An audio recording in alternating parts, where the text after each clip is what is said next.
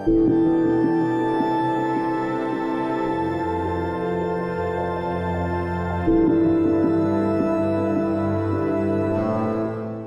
there, Genso here.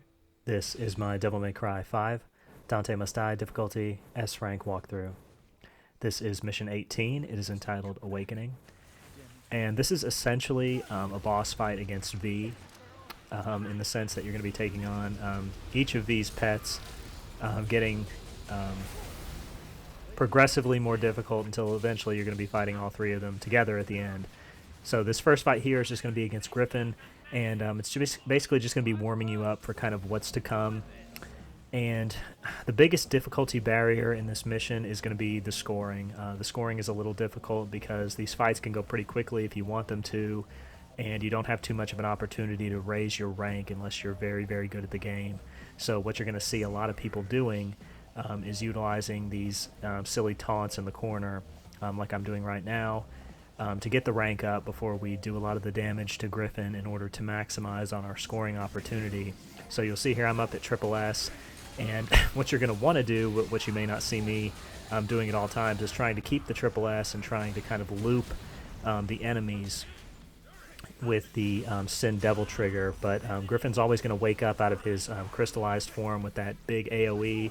The best way to get out of the way of it is just to do a couple of trickster dodges to get back, and then kind of reset after that. But when you've got him down here, you can really do anything you want to him. You can get real impacts in, but he recovers pretty quickly in this first encounter. His recovery is a little bit slower later on, but you've got to be pretty quick about getting in there, getting in some damage, and getting back out before he wakes up with that big AoE, and you get caught in it. So try not to let that happen. Just keep chipping away at him, and this first fight should fall in pretty quick order. But what I really should talk about is probably the most difficult and most annoying thing about this entire mission, and that is Shadow. And the reason why Shadow is so wonderfully broken in this mission is because his melee moves are extremely dangerous, and he's nothing like his Devil May Cry 1 incarnation, at least fighting him in this sense.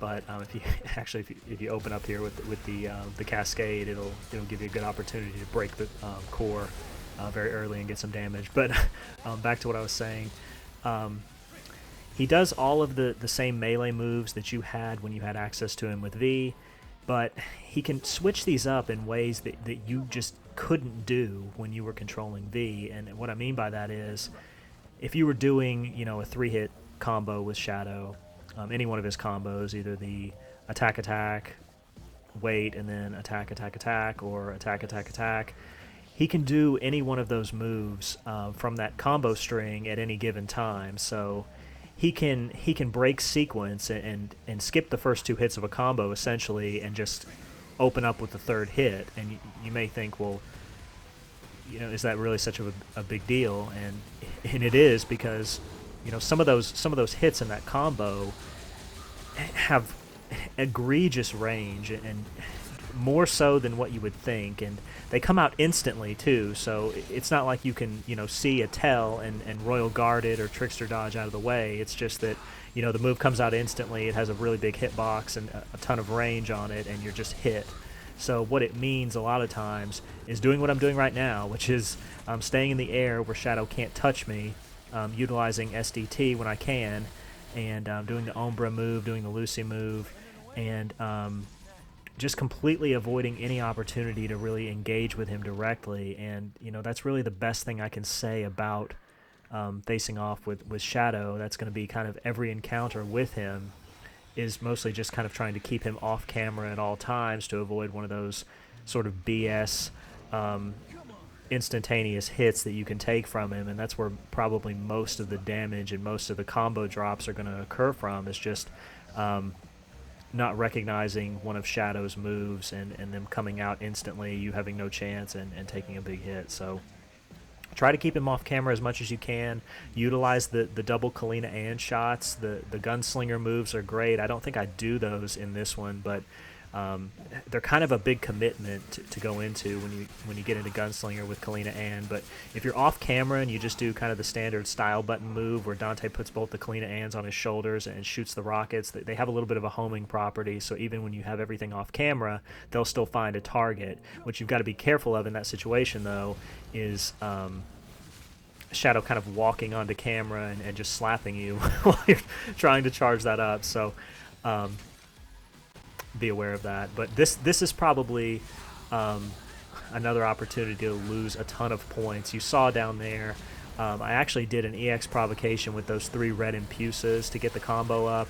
I climbed these stairs really quickly, and I held onto the combo by starting the EX provocation repeatedly after taking a couple of trickster dodges, which actually holds your combo. So if you can get into this fight with double S or even triple S, and take them out as quickly as you can, kind of like I did there. Use all your STT if you have to, because Griffin can do those dive bomb attacks from off camera, and there's no kind of visual cue for it. He can sometimes just teleport off camera, and he'll give you the audio cue, which is he'll say something silly. I can't really remember. There's like 2 or 3 different ones. One of them's like "on it" or something like that in his Iago voice. He'll do one of those, and you'll know the cues because you'll suddenly get hit by something and you'll be like, what the hell was that?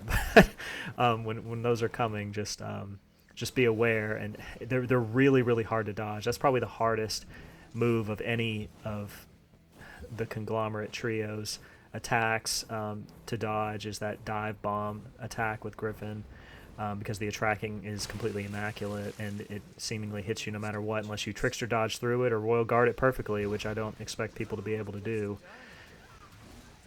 But the gank is on. Now we've got everybody here, and this fight sometimes it can just screw you over. It looks insane. There's stuff going off everywhere, but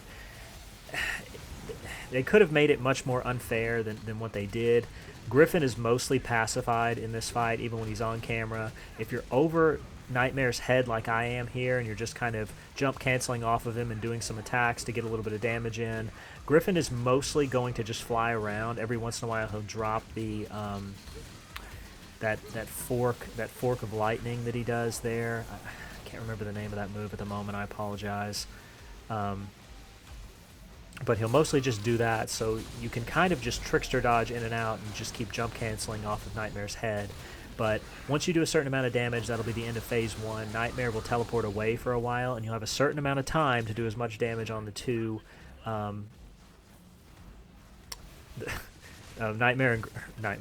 Shadow and Griffin, excuse me, as you can. You'll have an opportunity to do as much damage as you can. So what you're going to want to do is you're going to want to try to focus on Griffin, because he has the least amount of defense and the least amount of HP. His crystal's the easiest to break, and you have the most opportunity to do distorted real impacts. I'm thinking of Devil May Cry 4. I'm just all over the place right now, guys. I apologize. But try to get devil triggered real impacts on Griffin every time he goes down. If Shadow walks onto camera, that's bad news, because he can do any one of his attacks. So make sure you stay away. Even if you have a good opportunity to hit Griffin, you're just going to have to cut your losses and move out of there, because Shadow can smack you at any given time when he's on camera. So just be aware of that. But try to get Griffin out by the time Nightmare comes back, because that's going to mean just about the maximum amount of HP that he's going to have to pump into them to heal them up. While he's healing them, try to get some real impacts in. Don't overstay your welcome, though. You can get up to 4 real impacts when he teleports there and does that, but Griffin can do that really annoying melee attack that I was talking about earlier and just seemingly hit you right out of your real impact, which when you're going for no damage and you're this far into the level, it's really just really, really disheartening to lose it there. So try not to let that happen. But Nightmare's going to just continue to let you beat on him, and if you've been able to land a bunch of real impacts like I have, you should be getting to the point right here where they devil trigger, and that means that you've skipped the entire second phase of this fight, which is basically a nightmare in and of itself. So just try to land those real impacts like I did. It's not too difficult. You can mostly stay safe while he's doing it, but this right here is the biggest crux of this mission, these healing zones that Nightmare has, and he's in one right now, and I've tried every number of things to try to get him out of this, and the only thing I could find that could consistently get him out of this was the Judgment, the ending move of SDT, and nothing else does it consistently. I could sometimes get Demolition to do it, but I would have to do 2 or 3 of them, and he would restore most of his life from that well before it would even happen. So luckily there I was able to get it off before he restored too much of his life. It was a little weird. I probably could have stopped him from restoring any of it, but he teleported to a location that was very close to the well anyway. So when he was ready to drink from it, he just kind of turned and started drinking, rather than most of the time he teleports to that spot, and that's kind of your cue to say, okay, it's time for SDT, so I can knock him out of this. But it caught me off guard a little bit because I was expecting him to kind of teleport again into that same location, and then I was going to say, okay, time for SDT. But just be aware, I guess that can happen. That was the only time in any of these attempts where that happened, so something to be aware of as well. But he's going to teleport away again. When he teleports away after that time, after the second time, he will immediately erupt from the ground, so just make sure that you're doing some trickster dodges to stay out of the way of that. But once that happens, you're going to be in this situation again with Shadow and Griffin, where you're just trying to do as much damage as you can before Nightmare comes back. And once he's back, he's going to repeat that same process of kind of teleporting away. He's going to restore their life, and this is going to bring him pretty low here, and it's also going to restore both familiars with very low life. So I try to get some real impacts in here. I go for a second one, and I don't press my luck with a third or a fourth one, because as you see there, Shadow was doing one of those crazy moves, which is like the third hit from a combo that he's not supposed to be able to do without doing the first 2 hits. And Nightmare's doing the big laser, so another opportunity for some real impacts. And you saw right there, Nightmare kind of flinched and reared back, and that's your cue that Nightmare is down for the count. So Nightmare's out of this fight at this point, so all you have to do is just beat up the crystal, and the fight's over. But, you know, I've got a devil-triggered Griffin and Nightmare and Shadow still lurking around, so I need to at least get Griffin out, and I'd love to crystallize Shadow too, which is what I'm going to go for here. I'm going to charge another round trip and drop that on him, and I believe I just heard the sound of Shadow's crystal breaking, so that's my opportunity to go in here and finish off Nightmare. But this is a very annoying mission, guys. This mission's very difficult to get an S rank on. It's even more difficult to no damage, because there's just so much going on. You know, by the time you get to that third fight, there's a lot of things that can hit you. These guys have got insane hyper armor on their attacks, and it's very difficult. But if you stick with it, I know you can do it. I appreciate you guys watching. Thank you so much, and I'll see you next time.